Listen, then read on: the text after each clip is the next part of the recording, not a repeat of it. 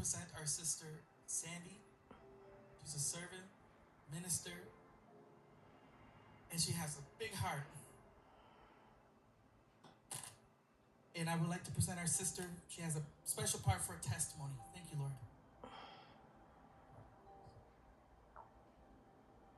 Hi, my name is Sandy, and I'm the ministry leader for our Healing Hearts Women's Refuge Group. And I just wanted to share my testimony today. A little bit tall, but so I was once deep in the clutches of Satan, doing hardcore drugs, alcohol. My life was nothing but chaos. In searching for love and acceptance, I turned to the things of this world. Drugs, alcohol, bars, men. I was being held in Satan's grip.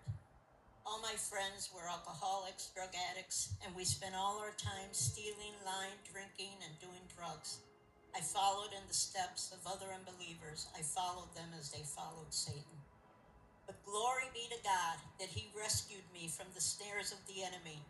When I gave my heart to Christ, he snatched me out of Satan's clutches. He delivered me out of the control of the prince of darkness, and he brought me into his marvelous light.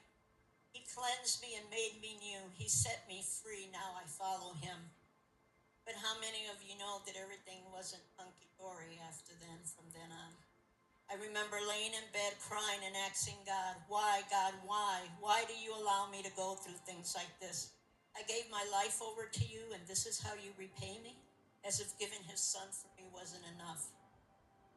That's what I get for trusting you and allowing you into my heart. I don't understand. I don't understand how a God who is so mighty and powerful can allow this to happen. Why, God, why? Those were my thoughts as I lay there waiting for the lights to be shut off because I had no money to pay the bill. See, I had lost my job of over 10 years, a job that I loved and believed in. I spent over 10 years helping people, and now there was no one to help me. No one but my God, and he didn't seem to be rising to the occasion. I used my small savings to pay the mortgage, car, and food, hoping that by then I'll have my unemployment benefits. And then my unemployment was denied. It seemed like God had failed me there too. Soon I'd be losing my home. That dream I'd accomplished after living 20 years on welfare, all of a sudden shattered, all gone. My family would be scattered as I sought to place my kids in different homes. Yet nothing broke my heart more than after we lost our home. My 2-year-old grandson would tell me, Grandma, I want to go back home. And I couldn't take him back to the safety and comfort of the home he knew. It was a very dark and lonely time in my life. I felt like God had abandoned me. I felt like giving up on God. Every door that closed, every dead-end road, every hope erased, led me deeper into darkness, deeper into despair. I had no vision. I had no hope that things would get better. I was in desperation mode. I was so down I couldn't even see God's hand at work as he marvelously sheltered me and my kids in our family's homes. He surrounded me with a church family who covered me in prayer, encouraged me, and supported me throughout the entire ordeal. But all I could see was my failures. I couldn't get a job. I was living in a tiny little room. I was miserable and I had no way out. That was one of the longest years of my life. Yet I pressed forward. I remember I would go to my small group in utter defeat. I'd walk in and plump myself onto a chair. My heart was being hardened towards the Lord.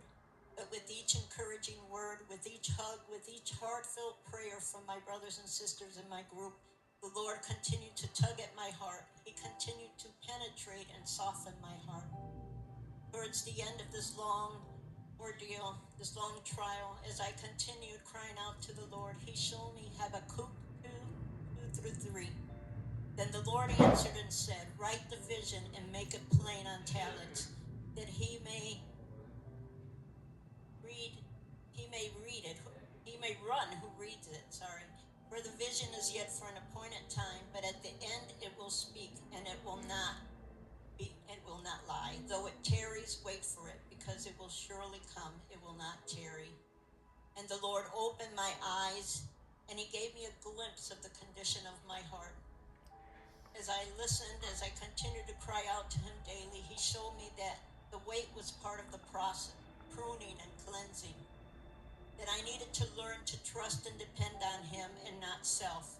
He increased my faith. He increased my understanding.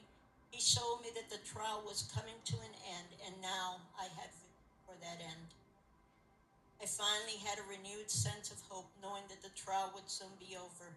Shortly thereafter, I got a part-time job, which led to full-time, and was finally able to move and get my own little apartment. Such a long and difficult lesson to learn, but as I look back, I now see God's hand at work all throughout. He never left me. He provided for me all throughout. Yet because I was so focused on the circumstances, I couldn't see it. But I want to tell you that His mercy and His grace is sufficient. His mercy and His grace sustained me all throughout this difficult time.